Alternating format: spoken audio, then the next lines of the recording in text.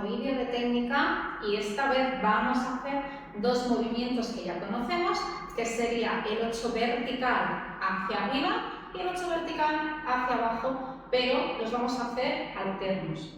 ¿Qué quiere decir alternos? Que con una cadera vamos a hacer un movimiento ascendente, con la otra cadera descendente para hacer un desplazamiento y que quede muy chulo. Hasta ahora el ejercicio normal que se suele hacer en danza oriental es vertical hacia arriba, hacia la izquierda, con la cadera derecha. Y vamos con el 8 hacia arriba, solo con una caderita, y lo desplazamos siempre en el mismo sentido y hacia arriba.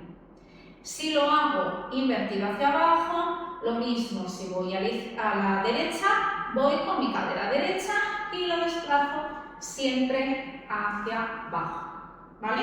Estos vídeos los tenéis en el canal y os lo pondré en la cajita de comentarios. Ahora lo que me interesa es hacer un desplazamiento alterno para arriba y para abajo, que va a consistir en voy hacia la izquierda, entonces tiramos de cadera derecha primero, derecha para arriba, izquierda para abajo, derecha para arriba, izquierda para abajo, derecha para arriba, izquierda para abajo. Importante la colocación de las rodillas. Mirad el vídeo, por favor, de técnica antes de hacer este ejercicio, porque aquí lo fundamental es tener una buena rodilla básica a la hora de hacer el 8 vertical, ¿vale?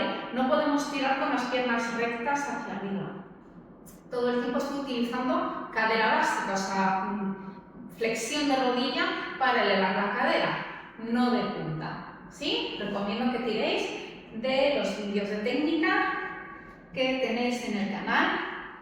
Al principio de todo, además, os dejaré un link al revés, arriba, abajo, arriba, abajo, arriba, abajo, arriba, abajo, y 1, 2, y 1, 2, y 1, 2, y 1, 2, y cambio, 1, 2, y 1, 2, y 1, 2.